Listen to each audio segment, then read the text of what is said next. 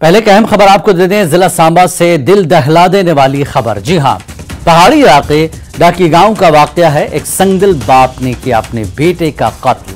तेज धार हथियार से अपने बेटे को कत्ल कर दिया। मुलजिम ने बेटी और बीवी को किया जख्मी। जख्मी बीवी को मकामी पुलिस ने डिस्ट्रिक्ट अस्पताल में दाखिल किया है। बड़ी खबर इस वक्त की, बड़ी दिल दहला देने वाली यह खबर है।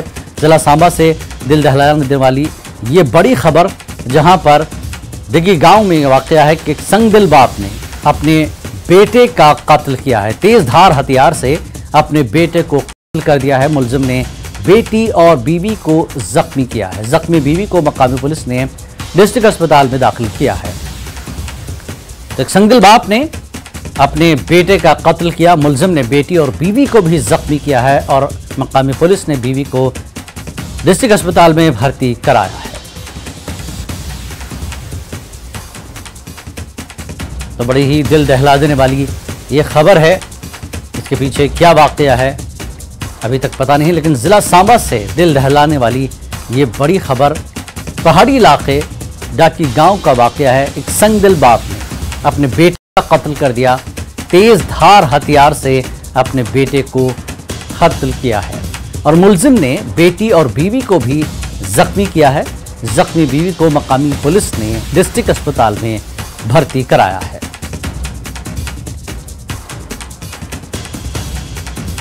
तो जिला सांबा से दिल दहलाने वाली ये बड़ी खबर। एक बाप ने अपने ही बेटे का कत्ल कर दिया। तेज धार हथियार से अपने बेटे का कत्ल किया। साथ ही इस मुलजिम ने अपनी बीवी और अपनी बेटी को भी जख्मी किया है।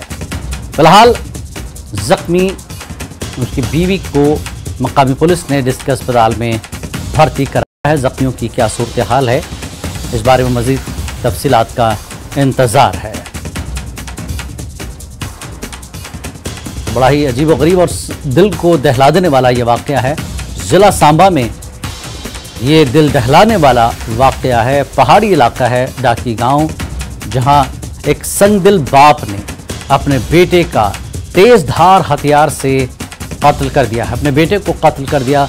मुलजिम ने बेटी और बीवी को भी जख्मी किया है, लेकिन जख्मी बीवी को मकामी पुलिस ने डिस्ट्रिक्ट अस्पताल में भर्ती कराया है।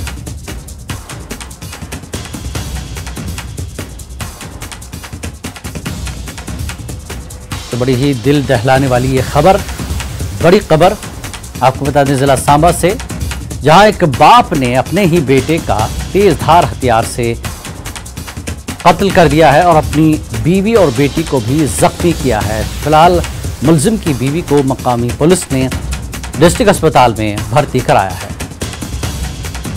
कत्ल के पीछे क्या कुछ वजूहात हैं, क्यों यह कत्ल हुआ है, एक बाप ने अपने बेटे को क्यों कत्ल किया, अपनी बीवी और बेटी को क्यों जख्मी किया है, इसकी तफसीलात का मजीद इंतजार है। लेकिन फिलहाल उसने उसकी बीवी को भर्ती कराया है डिस्ट्रिक्ट अस्पताल में, लेकिन बेटे का कत्ल हुआ है।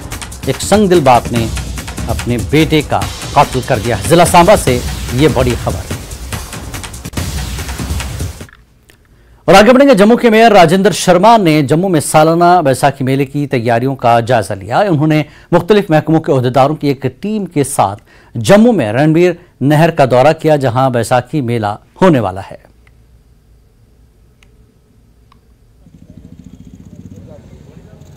Thank you sir.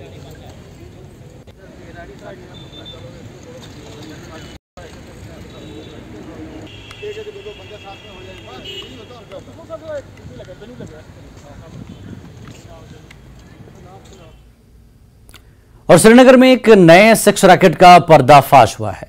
छनापुरा केस की तहकीकात के नतीजे में नौगाम इलाके में एक और जिस्म फरोशी के रैकेट का पर्दाफाश हुआ है। चार्लीपुरा नौगाम के शब्बीर मीर, इसके बीवी शाजिया मीर और सौरा के आदिल गुलजार को इस रैकेट को चलाने के लिए मौके पर गिरफ्तार किया गया। 2 कस्टमर और एक सेक्स वर्कर को भी हिरासत में लिया गया और तमाम मकामी हैं। श्रीनगर पुलिस ने चंद रोज कबल बाग महताब इलाके में एक सेक्स रैकेट का पर्दाफाश किया था।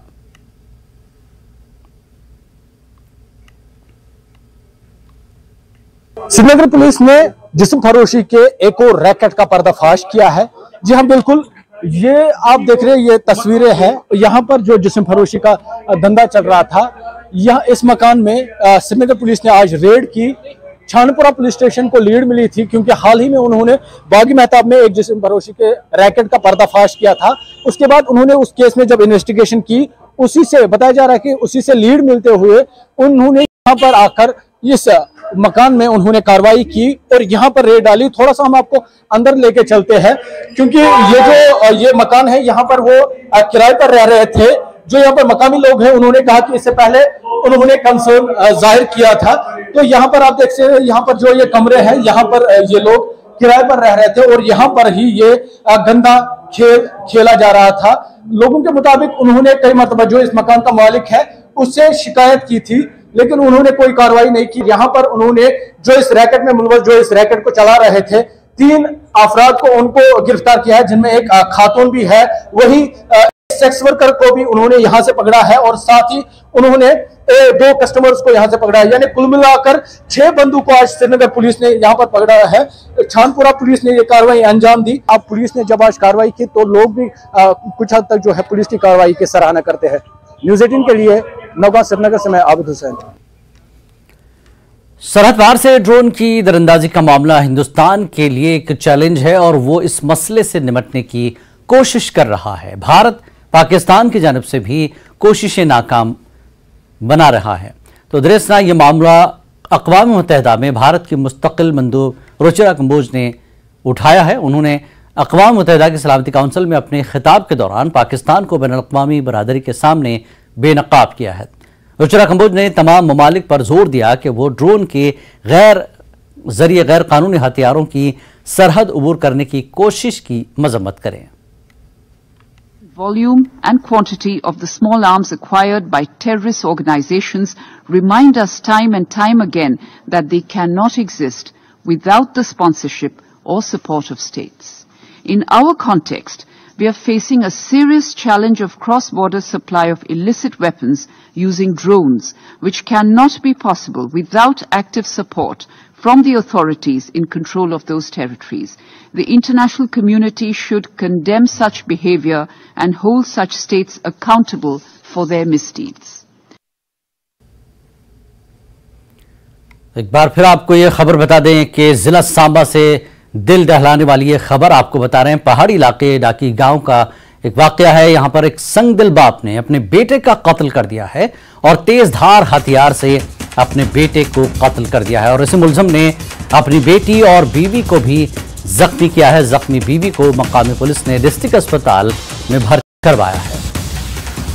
तो पहाड़ी इलाके डाकू गांव का ये वाकया है जहां पर एक संगदिल बाप ने अपने बेटे का तेजधार हथियार से कत्ल कर दिया है और साथ ही इस मुलजिम ने अपनी बीवी और बेटी को भी जख्मी किया है।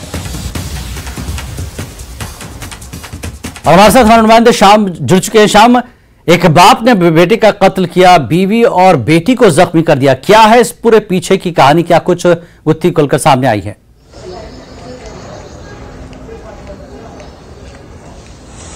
बिल्कुल जिलानी, हम इस समय अगर हम बात करें तो हम जिला अस्पताल सांबा में मौजूद हैं और पुलिस यहाँ भी जो घायल है उनको अभी ला रही है। यहाँ पे ये सुबह का मामला है। सांबा जिले की पहाड़ी जो ब्लॉक है सुंब, उसके गांव जो दूर दराज का गांव है, डाकी गांव है, वहाँ का ये मामला है। सुबह 7 बजे की बात है जब घर में ही कुछ कहा सुनी हुई और एक बाप द्वारा जो है वो तेजदार हथियार से पहले जो अपने बेटे पर वार किया और उसका गला यहाँ से काट दिया और उसके बाद अपनी पत्नी पर भी अटैक किया, उसको भी गले में जो है वो लगी हुई है और उसके साथ अपनी बेटी जो सलूनी है उसको भी उसने घायल कर दिया। उसके ऊपर भी उन्होंने तेजदार हथियार से जो है हमला किया और जैसे ही ये पूरा एक दर्दनाक जो है जो सुबह 7 बजे के करीब जो है पेश है और उसी वक्त जैसे स्थानीय लोगों के ने चीखने चिल्लाने की आवाज़ सुनी तो लोग भागते हुए उनके घर के पास पहुंचे तो देखा तो बेटा जो है वो लहूलुहान पड़ा हुआ था घर में और उसी के साथ उसकी पत्नी भी। तो स्थानीय लोगों ने पत्नी को जो है वो जिला पुलिस को फ़ोन किया और पुलिस के साथ ही उसको जिला अस्पताल सांबा यहाँ लाया गया, जिनका नाम पूनम देवी बताया जा रहा है, जिनकी एज 37 से 38 साल बताई जा रही है और डॉक्टर उनका इमरजेंसी में अभी इलाज जो है वो चल रहा है और पुलिस वहाँ मौके पर पहुंच पहुंच गई है पुलिस, वहां पे तमाम जो सबूत है वो वहां पे जुटा रही है। और अगर हम बात करें बेटे की भी तो मौके पे ही उसकी जो है पुलिस ने पुष्टि किया कि होगी, और साथ ही उसकी एक बेटी जो सलूनी है, जो इसकी उम्र 16 से 17 साल बताई जा रही है, उसको भी उसने घायल कर दिया है। और अभी जो पुलिस द्वारा है वहां से, हालांकि अगर हम बात करें, ये इलाका काफी दूर दराज का इलाका है और पुलिस अभी उनको लेके वहां से जो घायल हैं, उनकी बेटी जो घायल है उसको ला रही है। और तमाम जो वहां से जो सबूत है वो वहां पे पुलिस जो है वो इकट्ठा कर रही है। और एक दर्दनाक वाकया जो है आज सांबा जिले के दूर दराज गाँव जो है डाकी, उसमें ये पेश आया है। शाम, जो घायल हैं बेटी और बीवी, क्या हालत है उनकी, क्या सिचुएशन है, कोई जानकारी?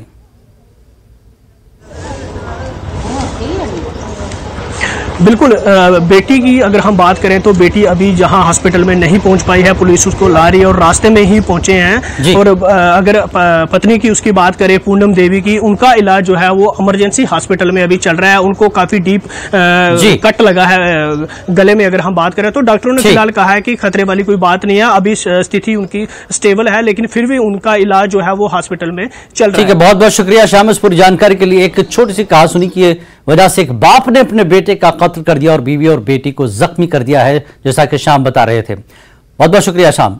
आगे बढ़ेंगे। ओल्ड एयरफील्ड मिलिट्री श्रीनगर में एक मिनी मैराथन वॉकथॉन प्लॉकथॉन का भी एहतमाम किया जा रहा है, इनेकाद किया जा रहा है। मकामी नौजवानों के साथ तलबा भी शिरकत कर रहे हैं। फौजी साजो सामान और दस्तकारी की स्टॉल्स की नुमाइश भी लगाई गई। तो ओल्ड एयरफील्ड मिलिट्री का ये मैराथन प्लॉकथॉन का भी एहतमाम किया जा रहा है और मकामी नौजवानों के साथ तलबा भी इसमें शिरकत कर रहे हैं।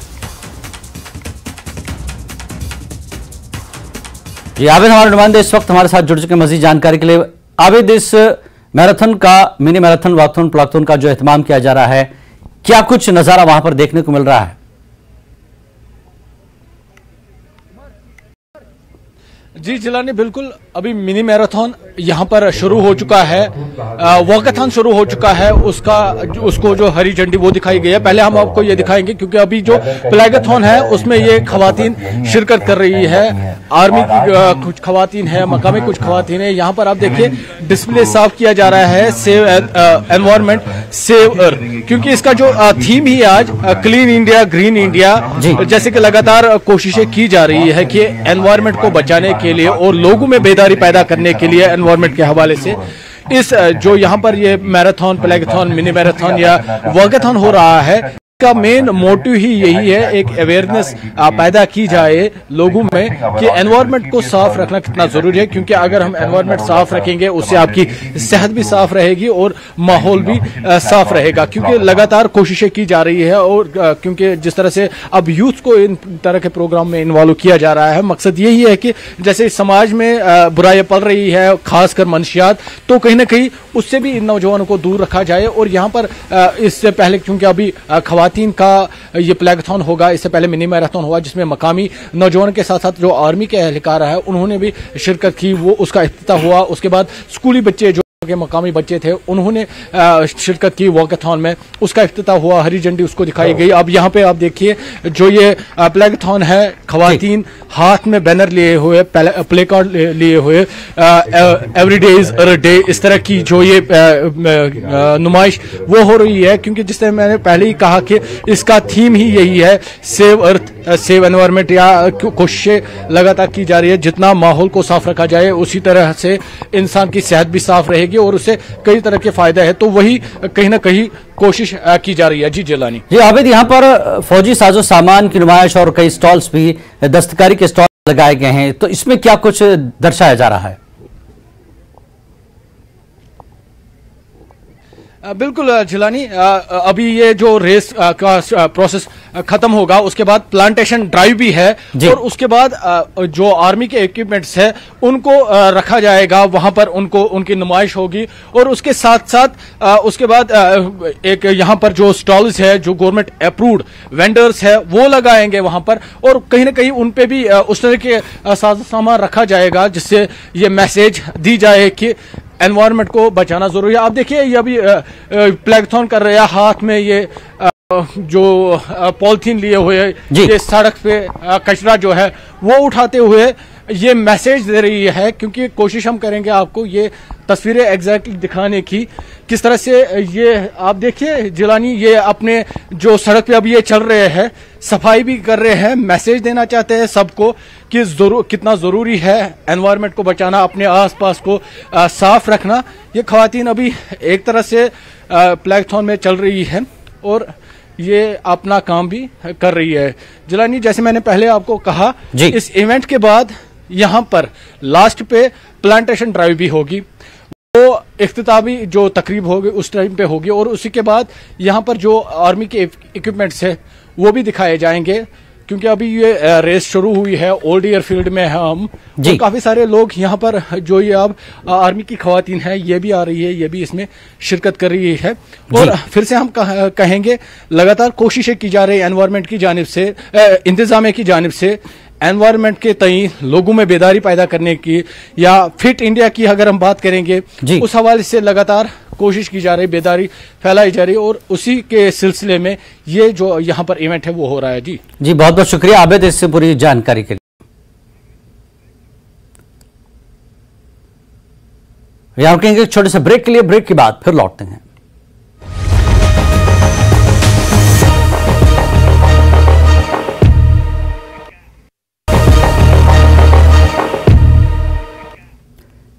न्यूज़ एट 9 में एक बार फिर आपका स्वागत है। सरकारी स्कूलों में तलबा का रोल बढ़ाने के लिए इस बरस भी एनरोलमेंट ड्राइव चलाई गई।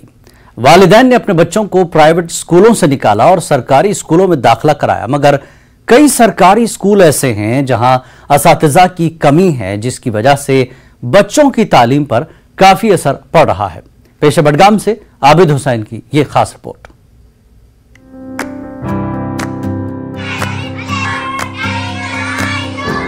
तस्वीरों में जो आप ये स्कूल देख रहे हैं ये बडगाम के ज्वालापुरा इलाके में कायम है। यहाँ प्राइमरी स्कूल, मिडिल स्कूल और हाई स्कूल मौजूद है। हाल ही में जो एनरोलमेंट ड्राइव हुई इस स्कूल पर उसका अच्छा असर देखने को मिला।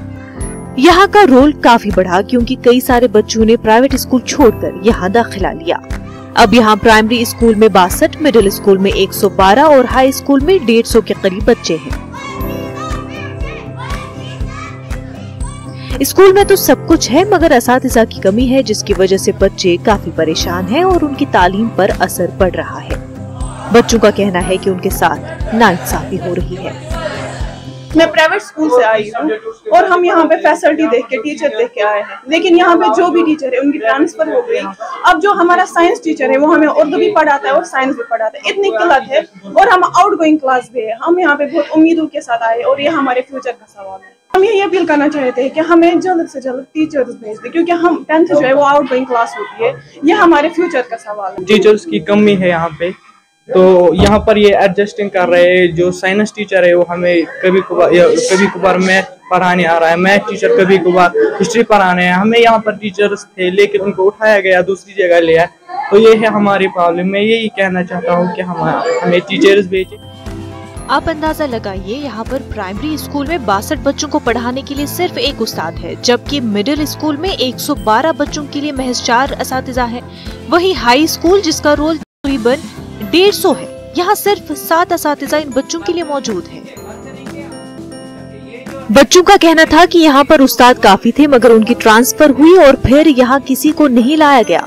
इन तुलबा का कहना है कि उनके साथ ज्यादती हो रही है और कोई उनकी तरफ तवज्जो नहीं दे रहा।